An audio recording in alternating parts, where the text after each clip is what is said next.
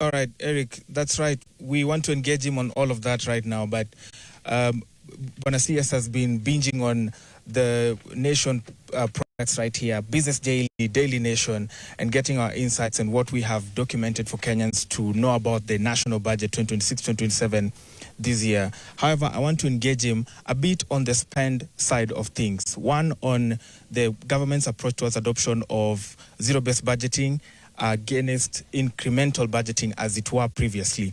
Bwana CS, this 2026-2027 budget is under serious, sharp criticism from the opposition, from civil society, and the like. And one of the things that you have been championing so much has been the adoption of zero-based budgeting against incremental budgeting. They said this is a bloated budget. I'd like to get it right from you where we are at with the adoption of zero-based budgeting against incremental budgeting before I ask the second question after that. Thank you very much. First of all, let me point out that a lot of comments, negative comments around the size of the budget is informed by, I think many of these people who are commenting have not looked at the details of the budget to just determine what has cost the budget to go to 4.8 trillion. If you look at the budget, you'll realize that the one line that has the highest increase is the line that we call CFS, or Consolidated Fund Services. CFS is basically debt repayment and pensions, and these are figures or numbers that you cannot change because if debts become payable, you'll have to pay them. And if pensions become payable, you will have to pay them. You know, we have been operating a pension system which is not contributory. So it is the government paying for pension. So you will find that pension payment, CFS payment has increased from 1.36 to 1.501 trillion. So that is the heaviest increase in the budget. It is not even the recurrent expenditure some people would want to believe. But now let me talk about zero-based budgeting.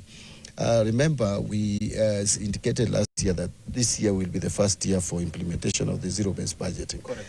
And we exactly implemented that. But you see, for us to actualize full potential of zero-based budgeting, it will take about 3 years. So this is the first year of implementation.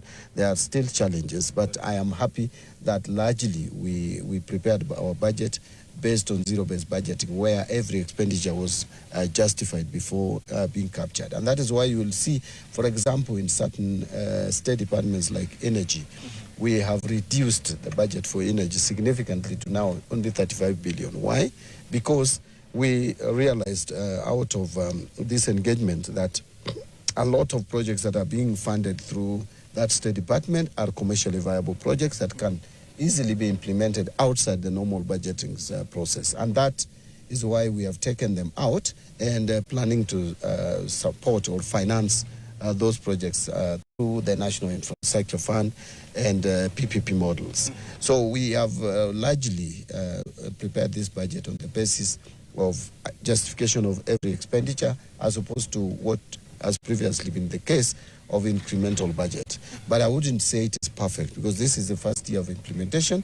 There is already a tool that we have that we gave to state departments and various MDAs to use, and that tool has been used, but it is still under being tested and refined. So in the next financial year, it will be better, and the third financial year, it should be perfect.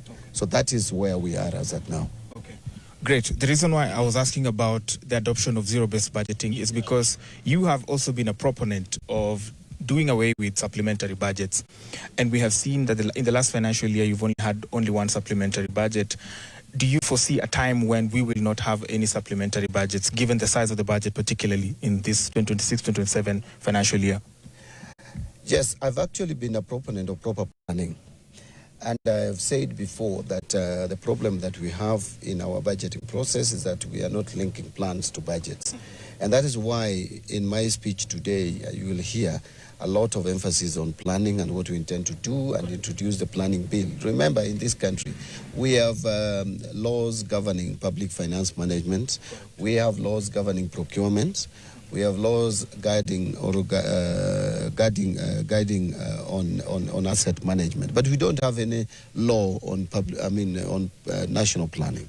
And so that is a law that we are going to introduce this year so that we can have proper plans. Because again, if you don't plan well, then you cannot have a good budget and even a good financial plan. Now, that is one thing that we are going to do. But I want to just point out that last year, if you noticed, we tried as much as possible to capture most of expenditure and align the budget to reality. And that is why, if were it not for some disruptions that we have seen, especially the war in the Middle East and a bit of underperformance of KRA, we were literally not going to have, there was going to be no need really for supplementary budget. But we've done one supplementary budget. We may bring a second one, but the second one we are bringing is just to align donor-funded projects and not really to put more expenditure into the supplementary budget. But that is one first step. In this financial year, I am looking at a budget that if we have to do supplementary budget should be one. But I project that we may do a supplementary budget because this war is very difficult to assess as at now. And if the war is going to continue, then we may be forced to again reassess our expenditure to align it to the realities and the revenue collection. But going forward, and in the event that there is no disturbance and there is no emergency like flooding, like drought or anything of that nature, we should have only one budget. In the event we have some disruptions or shocks, whether internal or external, then obviously supplementary budget may be necessary. But I'm looking at a situation where this country, we in the next 2 or so years, in the event there is no disruption, we should not have any supplementary budget at all, because that is the ideal. That is where we should go. That is what good planning is all about. All right, fair point. Let's now handle the elephant in the room, Bwana CS. 1.01 trillion in deficit. How do we plan to plug this? And why I ask this question is because our revenue raising measures are not optimal. One, KRA has been making quite some good progress around that digitization, reaching out to Kenyans, a lot more tax amnesty programs we have seen coming up, especially from the previous finance bills that have been passed, finance acts, I must mention. But what's the catch? How are we going to raise this 1.01 trillion Kenya shillings, given that we are also exceeding our runway as far as foreign or international debt is concerned? Yeah, actually it is 1.1 trillion, 1.11 trillion. That is the deficit that is being proposed or projected. Yes, there is still opportunities under revenue collection and domestic revenue mobilization because we still believe and we know that KRA is not performing optimally. Remember, there was a period of time when we were collecting about 18% of GDP as ordinary revenue. Now it has come down to just, slightly over 14%.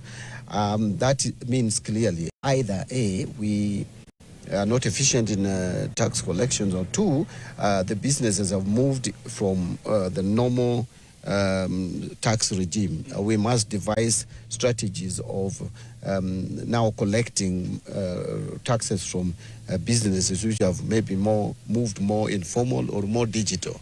And that is why you see us talking about broadening the tax base to bring in people who have actually literally are supposed to pay tax and they're not paying taxes. But you see the problem again in this country is when now you try to bring those people in, and there is a lot of noise, and the noise comes from people who are not those other people. Those actually, it comes from people who are actually paying their taxes. But there are people who are not paying taxes and they try to cushion them. And I think that is wrong. We need to allow broadening of the tax base. Bring everyone who is supposed to pay taxes. There should be no excuse or at all, because those of us, you and I, who are on payroll, we pay taxes. And we have no choice. We cannot even, there's no discussion. But there are people who also make even probably more decent income. than what you make actually go scot-free. And that is one thing that we need to avoid. So we are working around that space. Looking at the finance bill today, you will see a lot of reforms in that line. And again, also, we are doing a lot in terms of administrative measures at the KRA to make sure that it becomes more efficient. But now, coming to your question about how do we plug this deficit, obviously, deficit can only be financed through two things, because that is a deficit after grants. You can only finance it through, actually, you finance deficit through one thing, that is borrowing. But the borrowing can be both domestic and external. External borrowing is not very certain. Now, first, Kenya has moved to a level where getting concessional loans from the multilaterals is becoming not easy, because they are looking at Kenya as a big economy. Yeah. We are not a struggling economy, so to speak. So the multilaterals are there, but they are not as, we are not, that space is not so open to us, because they're saying we have the capacity now to go and get our funding through commercial borrowing. Now, the commercial borrowing, looking at the environment today, is not a very good option. The macros are not good globally. You know, when you have an environment with high inflation, an environment with the economic disruptions, supply chain disruptions and shocks, obviously people will be asking for more to give you money. The investors are asking for more. So you'll find that the rates are now not very, very appealing and very attractive. So now what you are left with is also to come domestic. Now coming to domestic also has its challenges. One, you are crowding out the private sector. Two, the interest rates will start rising. So we are balancing these two. And that is why you can see for external borrowing, we have only projected about 116 billion. And the rest is from domestic borrowing. But there are some negotiations that we are carrying out. Yeah. I will tell you, we are a bit lucky that our discussion with the World Bank is progressing well. Okay. If that happens, then we'll reduce the domestic borrowing. Great. CS says little runway to go for external debt particularly, but we'll be engaging him shortly a lot more to discuss this. And of course, we'll get into the finance bill later on. Back to you, Eric, Mariam, and Philaris in studio. Thank you. Thanks, Branji. And of course, thanks to CS Mbadi there. And we'll continue threading this conversation. It's just interesting hearing it, what we kind of already know as far as this year's budget, but hearing some of the thought process behind it. And the last thing the CS said was, we're considered middle income. We have the capacity now to get loans at market rate. So we can't get concessional loans. However, that market rate is pricey. So it's like, goes back to our Miss Me With That on Tuesday. But Jason Braganza is in studio with us. He is an economist, and we'll be breaking down some of what the CS has said and more about this finance bill, this budget, and of course what this fiscal year is meant to look like in just a minute. Let's take a really short break. Hashtag is Fixing the Nation NTV. We'll be right back.